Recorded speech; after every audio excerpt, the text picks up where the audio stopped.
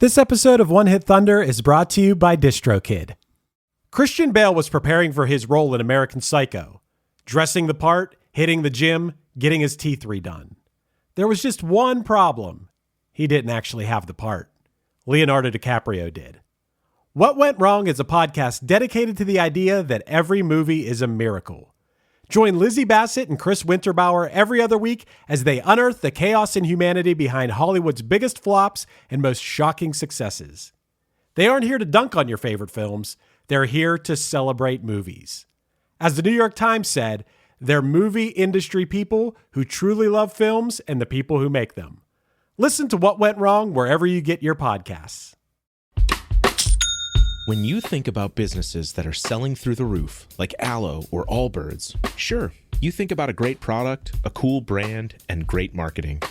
But an often overlooked secret is actually the businesses behind the business, making selling, and for shoppers, buying, simple. For millions of businesses, that business is Shopify.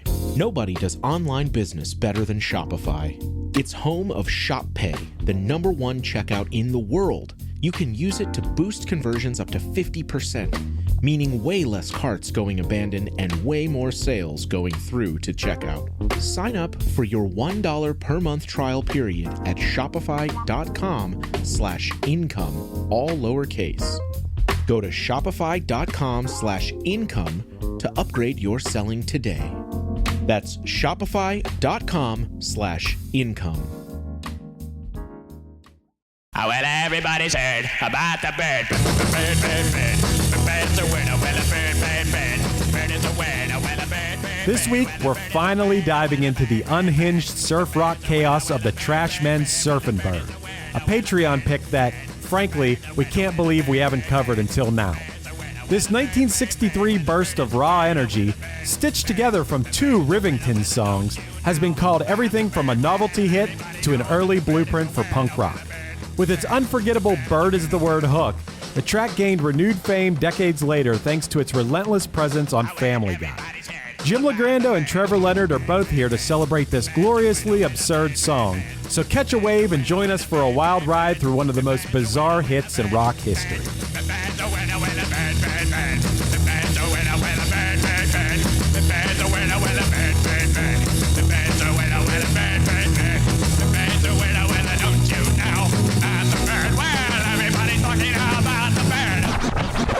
One hit is all you need to make the money guaranteed, and you can live off royalties forever. And it makes me wonder, is it just a wonder, or is it one hit thunder? That's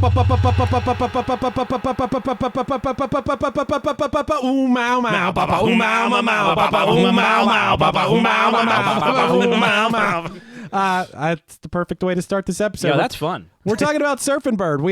I can't believe it took us this long to talk about the Trashmen Surfin' Bird. Patreon voted for this bad boy. Yeah. Why wouldn't they? I love these stories of these bands from the 60s that all sound like something that you would, like a story you would write in middle school or something about how a band became famous. I had to eventually just be like, all right, I'm consolidating this story, because if you look at the story, especially as it's written on like the Wikipedia page, it's just like, these two people were friends. They were in a band. They were also friends with this band that had these people, but then these people went to war, so these guys formed a band, but then those guys came back from war, and this guy joined again. Like, it's like, what the fuck is happening?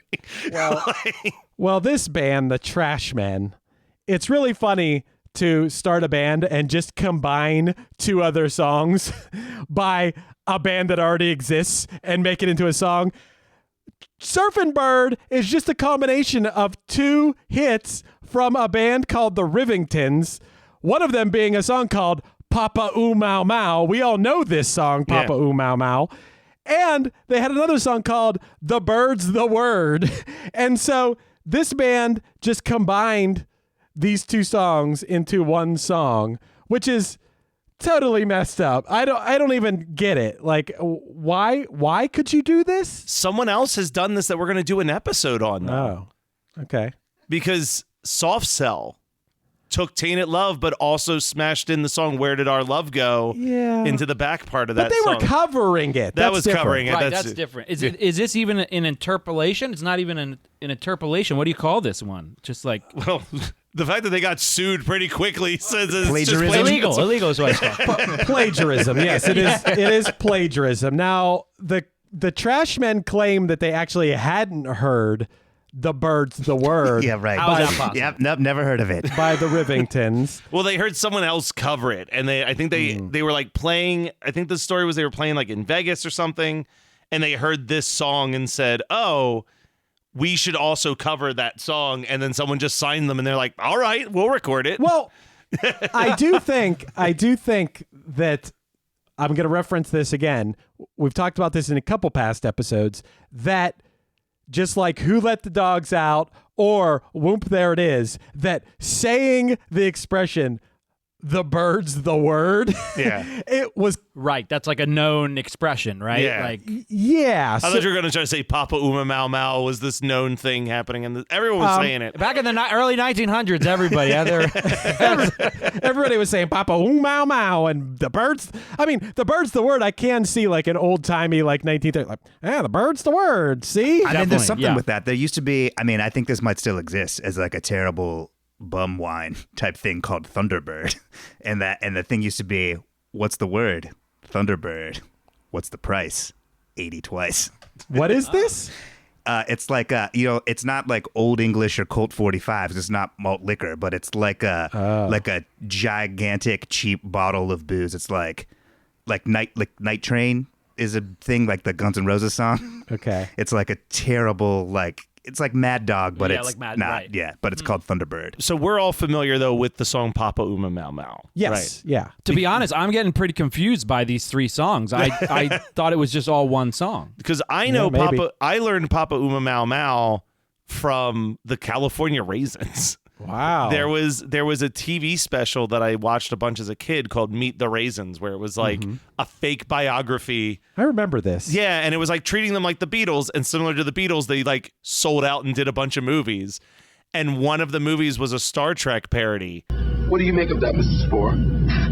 Insufficient data, Captain. Speculation? My alien half does not speculate, Captain. However, my raisin half says... Papa, papa, papa, uma, mau, mau. Papa, uma, mau. Papa, uma, mau, mau. Papa, uma, mau.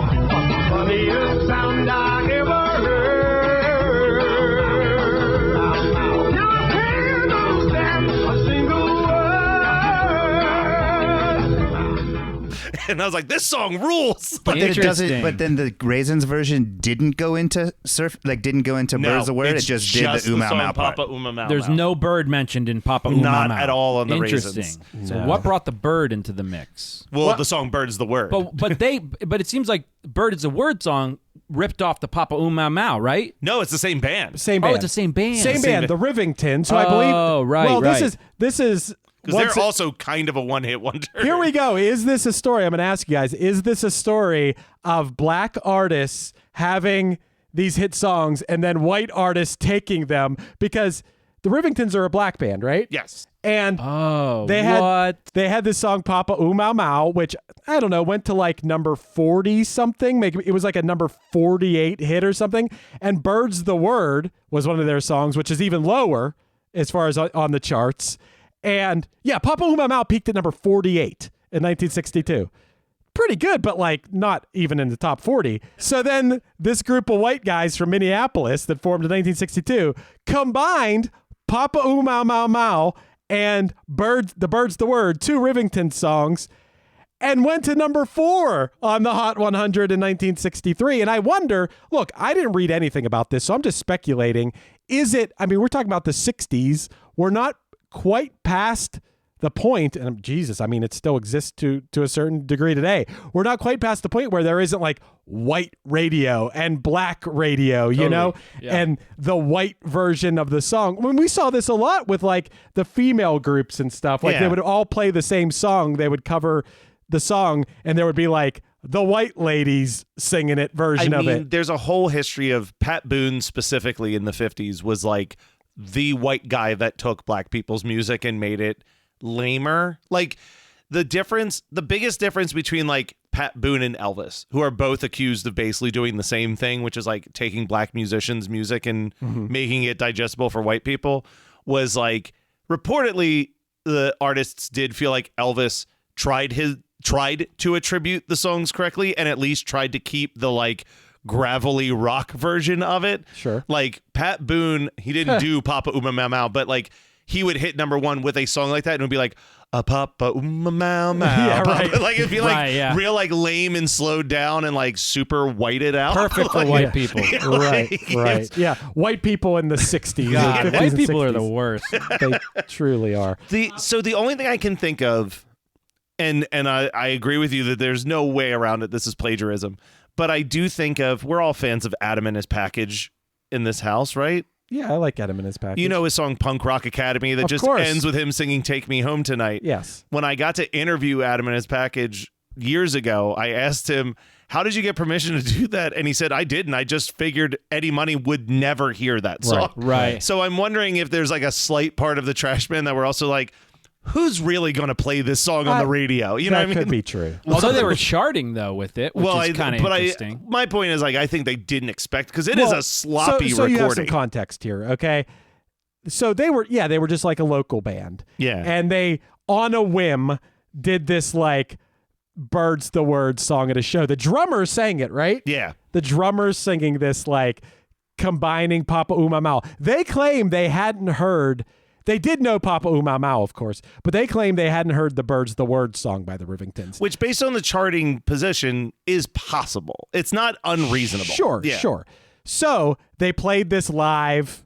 So this could be in defense of the Trashmen. Yeah. They're playing this song live. They don't think anything of it. They're just doing whatever. Think about if you're in a young band, you're covering songs. You're playing songs that are kind of ripping off like other pop punk bands or something, just like barely different, but you put your own lyrics. You're a young band or whatever, like, but a local DJ heard them do this at a show and convinced them to record the track. And then that DJ entered the song. This is where it's so early 60s. He entered that song into a local Battle of the Bands competition and it won. What? And then it winning that contest led to the band being signed to Garrett Records. And then Garrett Records quickly released the song. And then it sold 30,000 copies in its first weekend. Holy crap. Before it went on to like national success and went to number 4 on the Hot 100.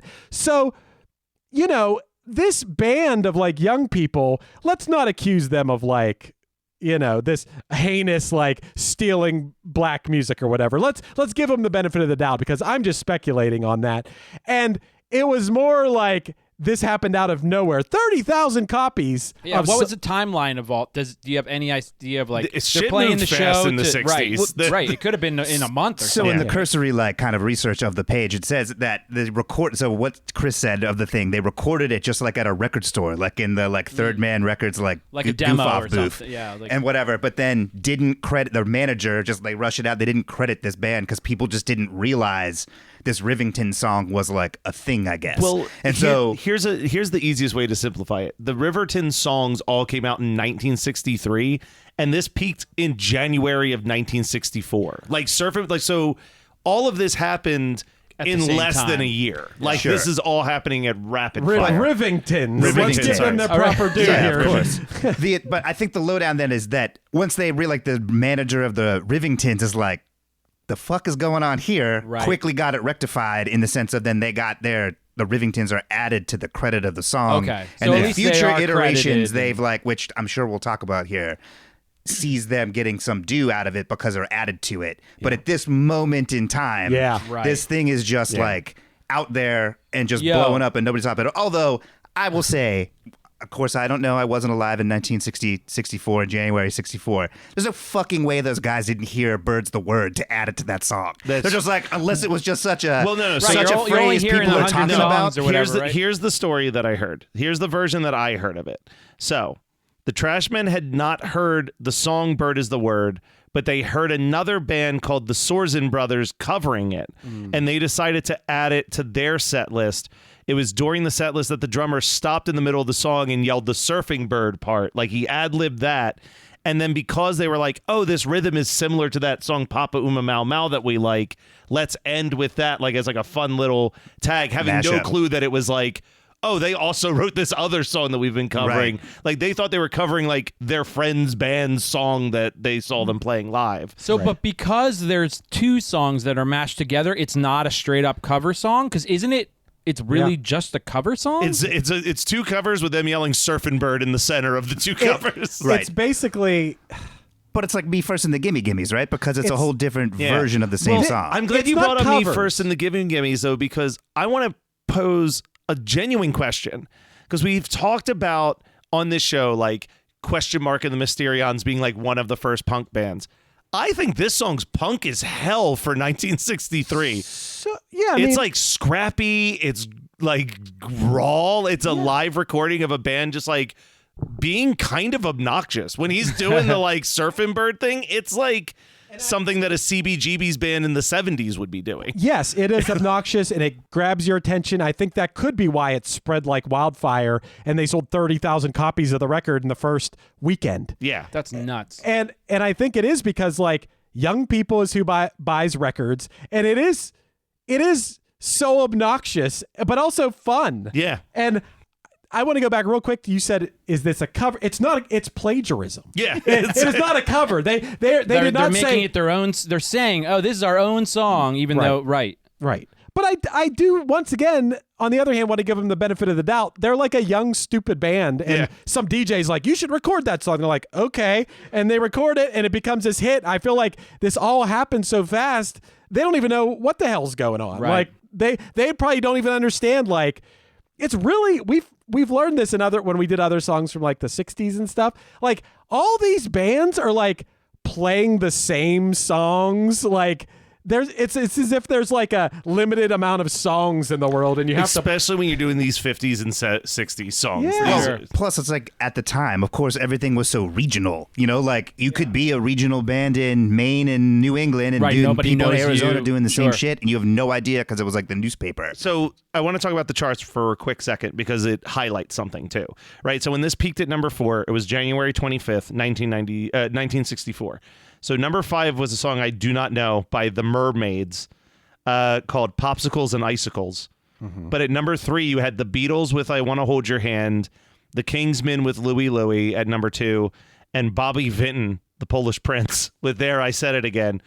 But with the noteworthy debuts was the Beatles' She Loves You at 69. And I also put in the Rivertons' California Sun at 70. the Rivingtons.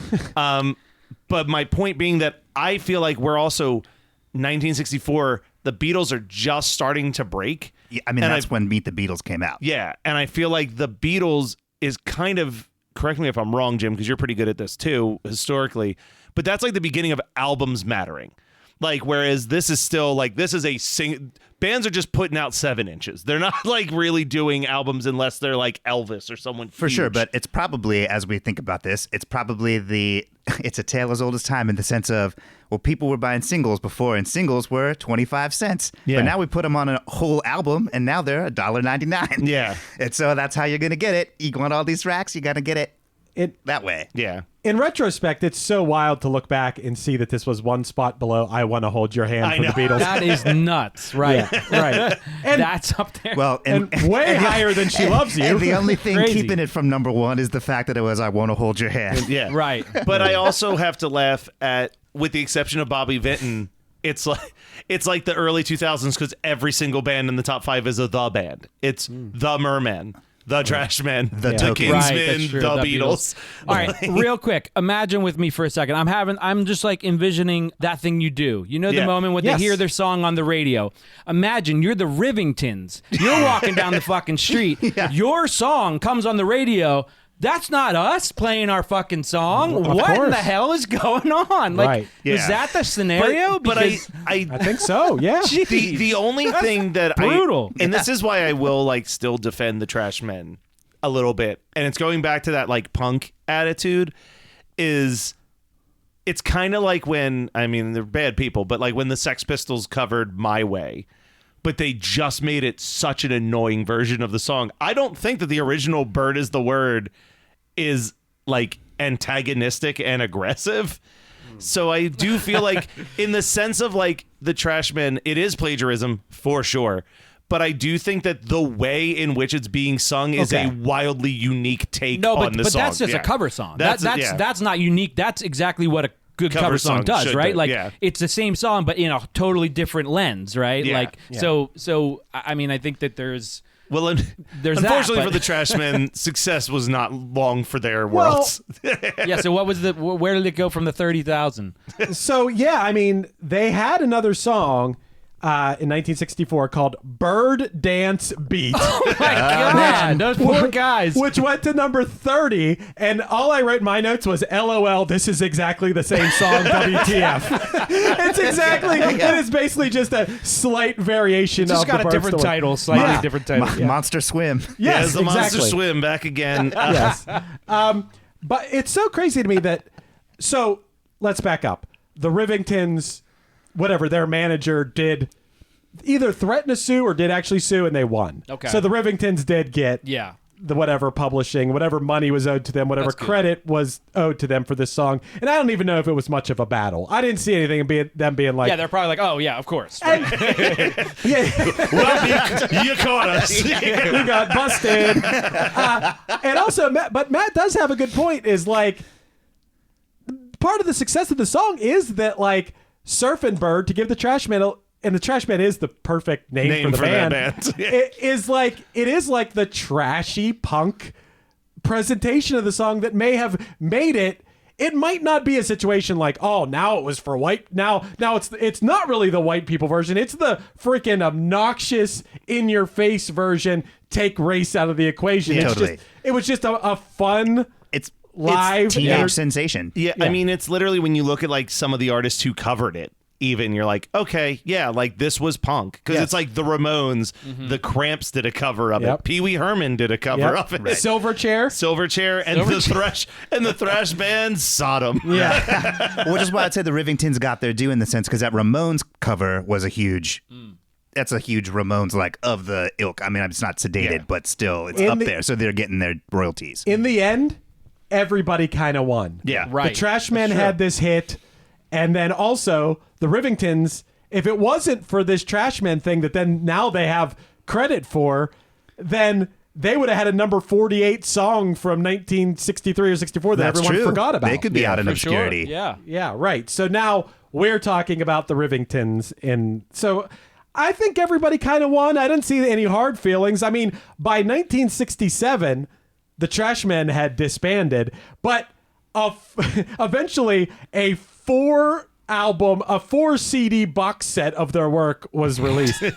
Which Was it just bird after bird after bird? all versions of, I would imagine, songs that sound like that. I mean, this song, "The Bird's the Word," it was featured in Full Metal Jacket. It was in Fred Claus, Pink Flamingos. Do you want me to tell you about the scene that it shows up in Pink Flamingos? Because it's Is an it the infamous scene? scene. It is the scene. Oh my God, really? I didn't realize that. So, for those of you who don't know, Pink Flamingos is a film from 1972 by John Waters that was designed to be, in his words, his friends who had made the movie Deep Throat had just gotten arrested for vulgarity. And he was like, you think that sucking a dick is vulgar? Wait until you see what I'm about to put on film. And while this song plays, a man strips naked, bends over, stretches his butt cheeks, and makes his butthole pulse in and out in rhythm with the Papa Uma Mau Mouse of the song. Wow. I never saw this movie. I didn't realize that. Yeah, and the story that he tells all the time that I do love is the actor who did that. He said until the day he died, his favorite thing to do was go to screenings of Pink Flamingos, find a person sitting by themselves, sit next to them, and then when that scene happened, would tap on the shoulder and go, "That's me up there," and then he would just leave. That was the moment. That's it for me. I thought you were going to say. I thought you were the going dog poop scene. Yeah, I thought you were going to say that. No, Wow. that's to How Much Is That Doggy in the Window is playing during that scene. Wow. Hey there, One Hit Thunder listeners. Are you ready to take your music to the next level? Well, get ready to rock, because this episode is brought to you by DistroKid, the ultimate digital music distribution service for artists like you. With DistroKid, you can easily upload your songs or albums to online stores and streaming platforms like Spotify, Apple Music, and YouTube Music, reaching fans all around the globe. But that's just the beginning. DistroKid offers a ton of awesome features like Hyperfollow, which helps you promote your releases and get pre-saves on your songs all for free. But wait, there's more. The DistroKid app is now available on iOS and Android. With the app, you can manage your releases, track your streaming stats, and even withdraw your earnings, all from the palm of your hand. And for those looking to perfect their sound, check out Mixia. This powerful tool allows you to put the finishing touches on your tracks in minutes, ensuring they sound polished and professional every time. But that's not all. DistroKid has just launched a brand new feature called Instant Share, allowing you to easily share large files securely with collaborators, producers, and more. With Instant Share, you can keep your music streaming at the highest quality while making the best impression possible. So what are you waiting for? Elevate your music career today with DistroKid and unlock a world of possibilities. Possibilities that I know all about because I've been using DistroKid for years. It's seriously great. If you haven't used it before, you're going to love it. And One Hit Thunder listeners get an exclusive offer, 30% off your first year with DistroKid by signing up at distrokid.com/VIP/OneHitThunder. That's distrokid.com/VIP/OneHitThunder. Hey guys, have you heard of Goldbelly? It's this amazing site where they ship the most iconic, famous foods from restaurants across the country, anywhere, nationwide. I've never found a more perfect gift than food. Goldbelly ships Chicago deep dish pizza, New York bagels, Maine lobster rolls, and even Ina Garden's famous cakes. So, if you're looking for a gift for the food lover in your life, head to goldbelly.com and get 20% off your first order with promo code GIFT. That's goldbelly.com, promo code GIFT. Hey, One Hit Thunders, Thunderheads, Thunder Buns. All right, I'll just go with One Hit Thunder listeners. This is Krista Makes, guitarist and vocalist for Less Than Jake, and host of Krista Makes a Podcast, a songwriting podcast where every week I'm joined by an amazing guest to break down the writing, recording, and release of one iconic song that they have written. In our giant evergreen back catalog of episodes, we've had rock legends such as Dee Snider and Huey Lewis, punk rock favorites such as Mark Hoppus, Fat Mike, and Brett Gurewitz, up-and-coming artists of today such as Liz Stokes of the Beths and Genesis Owusu, and even some of the artists that have been featured on One Hit Thunder. The show is even produced by One Hit Thunder host Chris Fafalius. What more could you possibly ask for? Krista Makes a Podcast is available for free on all the places you listen to podcasts, and new episodes come out every Monday. I guarantee you'll like it, or we'll give you your money back. I do think that the reason that probably, I would say 9 out of 10 people listening to this episode know this song because of Family Guy. Yeah, Right. I was going to say, not Back to the Beach. No, not Back to the Beach, but probably Family Guy. It's the I Dream of Jesus episode, which is the second episode of the 7th season. This once again gave the song a resurgence. The song went to number 8 on the iTunes rock charts. Hey, not number 1. Yeah. Went to number 8 on the iTunes rock charts in 2009, and it has since been a running gag on the show. And also, a crazy story about this song. In 2010, so in the UK, every year on Christmas, they have what's called the Christmas number 1. And it's a big deal to get like the Christmas number 1 song or whatever. And people were tired of always, for years and years, the Christmas number 1 song was always whatever song won, like was performed on the X Factor, which is like one of those, you know, Like it was the American voice. Idol for England. Yeah, American Idol, whatever you want to call it. And people were tired of that. So they had these campaigns like, we're all going to like try to make this song go to number 1. In 2009, they tried to make Rage Against the Machine, Killing in the Name, go to... That'd been And they sick. succeeded in that. Oh, really? That one it did go to number 1 because they got to Nice. perform on Top of the Pops. Wow. That's where that infamous version, there's a video where it cuts in the middle of the song because they were told not to play the ending of the song because they were on live TV. And, you know, if you tell Rage Against the Machine not to do You something. can't tell the fuck you don't do it to tell me band Right. to do something. They're literally, that's the song. So, yeah, they That's start literally doing the song. I got an answer for you. I'll tell you later. Yeah. But literally, it's like they start doing the, like, fuck you, I won't do what you tell me. And then all of a sudden, it just cuts to black, like, Wow. midway through it. Like, I love Rage Against the Machine. they're And so then- cool. So it was a year later, and they tried to do this again with Surfin' Bird. Unfortunately, it only went to number 3, but that was its peak. You know, it debuted in the UK top 10 for the first time on December 19th of 2010 at number 3. And the only other piece of showing up in pop culture that I wanted to mention, just because I didn't know this and it made me laugh, is that the song was also featured in the first episode of the Super Mario Brothers Super Show. Wow. In a segment called The Bird, the Bird. But after it aired, they had to just replace it with like generic surf music. But the first episode of this was in the first episode of the Super Mario Brothers afford Super that on Show. playback. The bird is the word. Was somebody saying that the recording that everybody knows is just like a live recording done in the back? I feel it, and you can tell. It feels like sloppy and improvised cool, and though. wild. Like, Yeah, I mean, I wish that it was just their own song. Right. I mean, I haven't decided thunder or blunder on this one yet. I'm going to have to make a quick decision. But before we do that, do you guys want to play a game? Ooh, this is Sure. It's been a while since we've had a 3-person game. Yeah, 3-person game. Basically, if you're going to chime in, maybe say bird. Bird. Okay. Bird. I'm trying to think of how this can work because there's 3 of you. And, okay, we'll do it this way. If you buzz in, if you're first to buzz in because one answer will get eliminated. If you're the first to buzz in and you get it, you get 3 points. But if you miss it, you get -1 point. Okay. So you can't just buzz in and pick one. Right. You risk losing a point. Okay. But then if you're not the first to buzz in and get it, then it just becomes 1 point. I'll keep track. Okay. Don't I worry. trust you. Which one of these bird quotes are fake? 4 bird quotes come and one of them is fake. A bird doesn't sing because it has an answer. It sings because it has a song. Maya Angelou. Hold fast to dreams, for if dreams die, life is a broken winged bird that cannot fly. Langston Hughes. A bird in the hand is worth 2 in the disco. Andy Warhol. Bird. Okay. That's the wrong one. You got it. What was the real one? The last 2 in real a hand one? in a bush or something, right? The early bird catches the worm, but the second mouse gets the cheese. Stephen Wright. Yeah. Oh wow, that's an extended one. That I'm glad I buzzed in before. Sorry, was that allowed?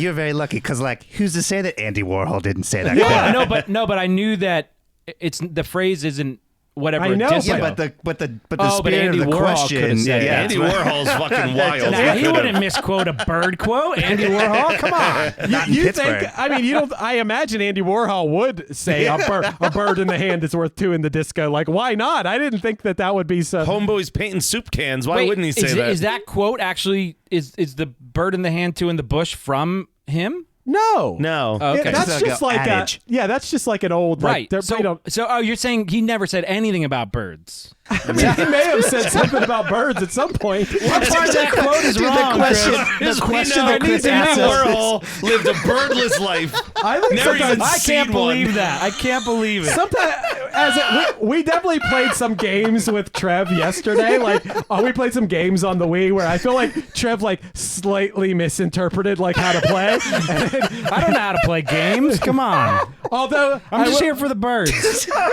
I will say that he is up 3-0 over these Yeah, other sure guys. is. That's right. That's right, yes. That's how you I wasn't don't- aware we could you want buzz to win in the before- game, don't know how to play. I didn't know we couldn't buzz into all the options were out there. That's I like, never just played the win, game, so baby. I just, I ask for forgiveness before That's asking fair, permission, that's right? fair. Isn't that our motto? Right.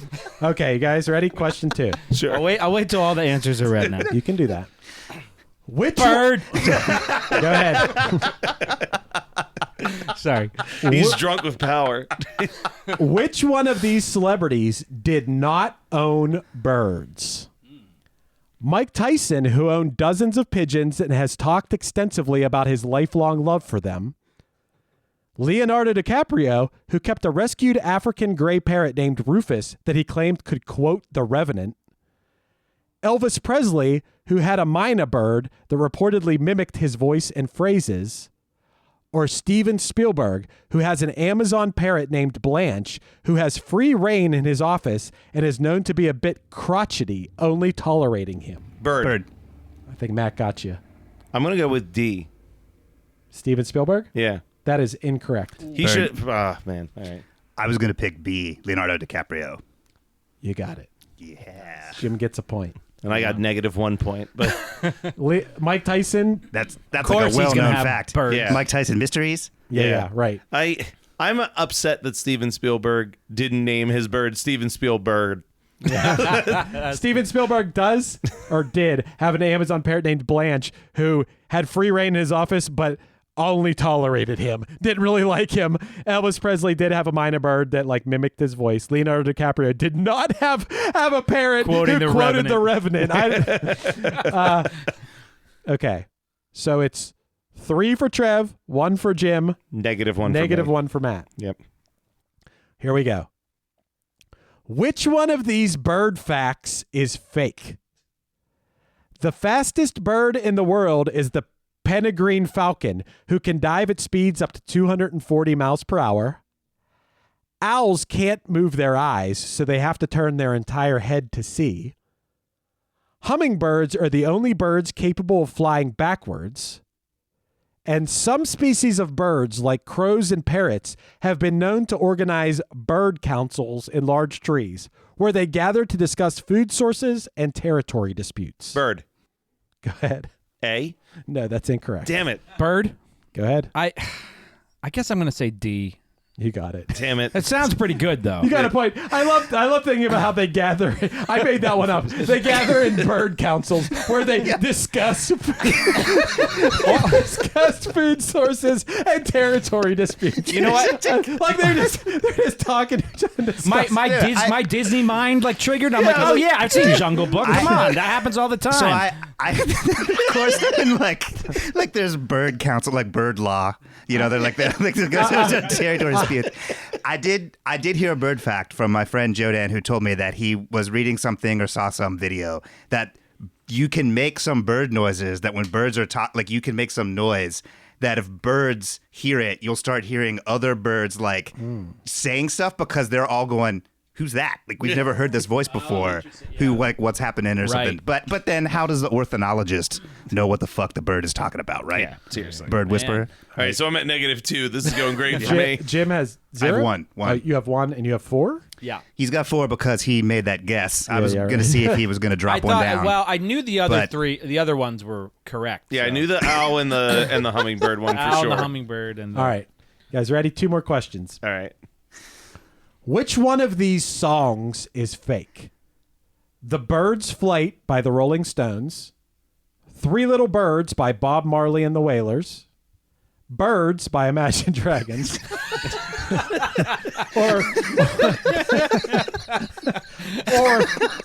or Birds of Prey by the Black Keys.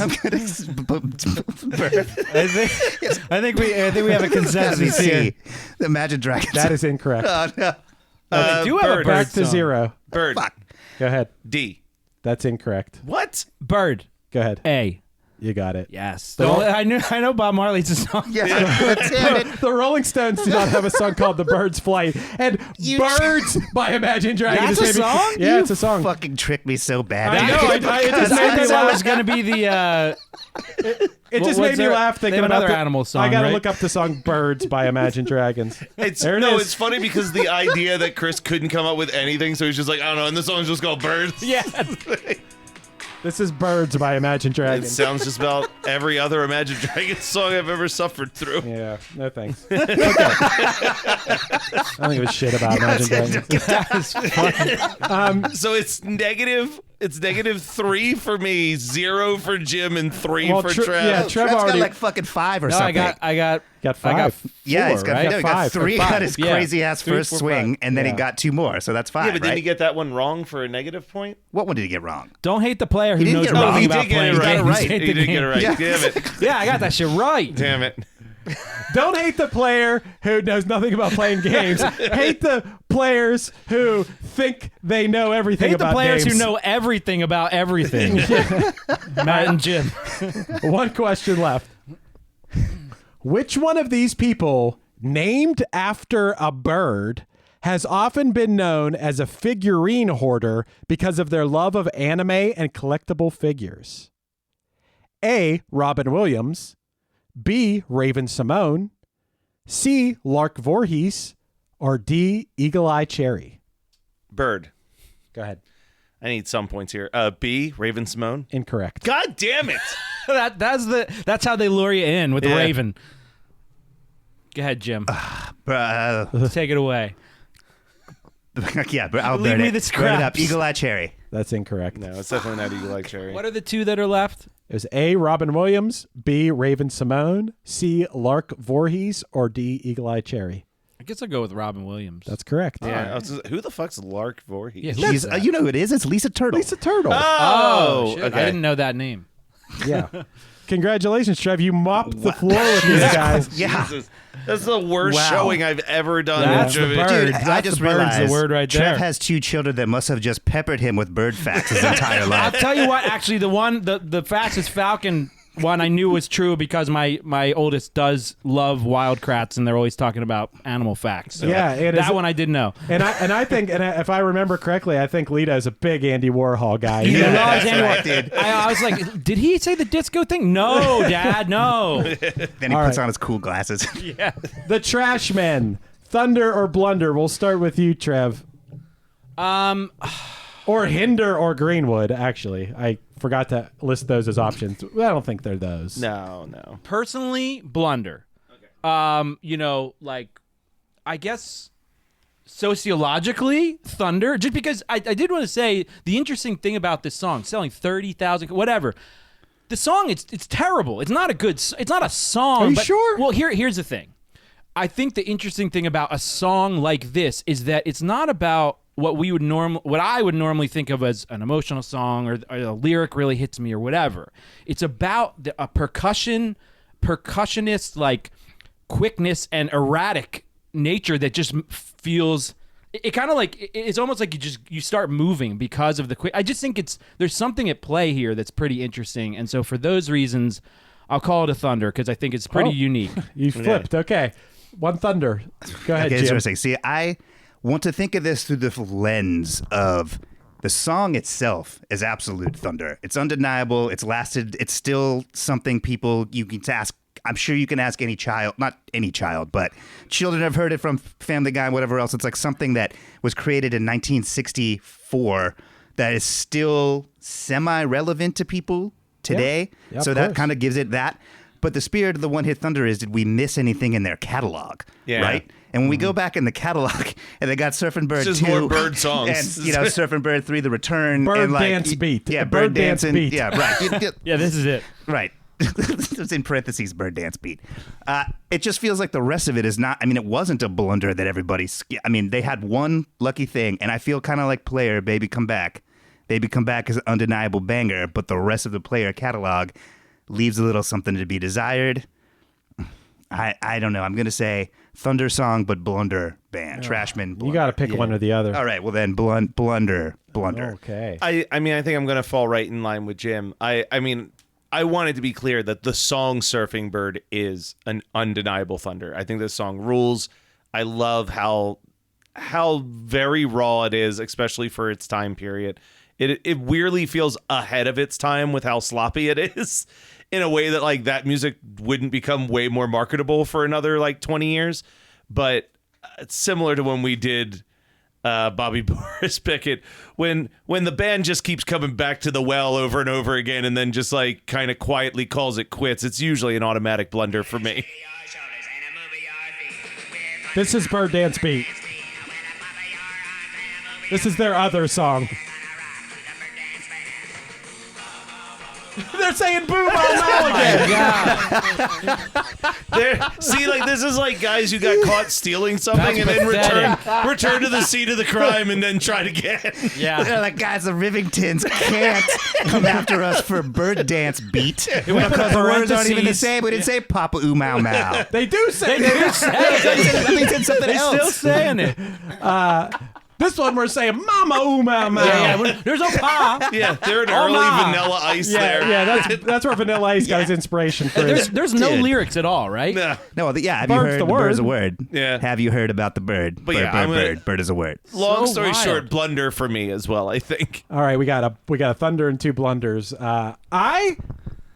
Sometimes we have exceptions where a song can just outweigh the rest of the catalog for the purposes of our show. And I think I want to use this song as an example when I'm trying to explain. Sometimes I feel like I've tried to explain to bandmates in various bands that I play in, like, a song needs to have something that almost is obnoxious about it to make it like stick out and make people remember it. It could be like a stop where something is said, or just something like so over the top and weird. It could be a sound. It could be like a synth sound where you're like, what the fuck is that? And I think that this is a prime example of that. And I do love like the live, raw, obnoxious punk rock spirit of this song. Like, it's hilarious the first time you hear it. It's like, what the hell? Like, this is so the opposite of, I don't know, what Matt was talking about, like Pat Boone or whatever. Yeah. Like, this is completely the opposite of this. This is, adults must have been like, oh no, like covering their ears, so pissed off, breaking records. I like that punk rock spirit about it. I mean, it's so punk rock that they're actually even stealing it. Yeah. Like, they're stealing it and making it more punk before they even knew what punk was. Like, Chris, could you see, this is a weird comparison, but like, I could see this being a song on like an early NoFX record. Like, it has that same level of just like fucking around, being weird and obnoxious. Yeah, I don't know if like, NoFX is the right comparison, but yes, a punk band in that world for sure. I'm gonna go in memory of Steve Warr, who was the drummer R.I.P. who died of throat cancer in 1989. I'm gonna go Thunder and make it and a split, a hung jury, as we say on Yes. Internet Supreme Court. Yes. Nice. Yes, I love it, and thank you guys for joining us. Thank you. Yeah, thanks for having us. I'm gonna take you to Nakama. Our love's in blue just like Nirvana. Then we'll do 80s karaoke. I'm Phil Collins, you're Madonna. You are the strangest girl I've ever known. Nobody else still uses payphones. You're on my cloud just like the Rolling Stones, but I would never kick you. This has been One Hit Thunder. One Hit Thunder is hosted by Chris Fafalios of the bands Punchline Pack and Another Cheetah, and produced by Matt Kelly of Geekscape.net. Underneath me, you're hearing Everything I Wanted off the Punchline EP, So Nice to Meet You. Be sure to check out punchline.com for any upcoming news of the band. Our podcast is on Patreon now. Find us at patreon.com/OHD podcast for early access to episodes, bonus episodes, and a chance to vote on future songs that we can cover. Be sure to rate, review, and subscribe to us on your favorite podcasting app. And tune in next week for more One Hit Thunder. You write me in at the elections. You've got a unicorn collection.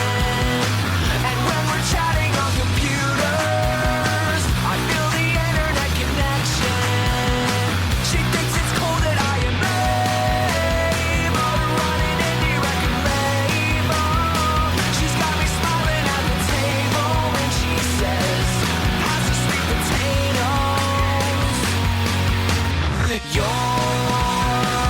everything I wanted. You're listening to the Geekscape Network.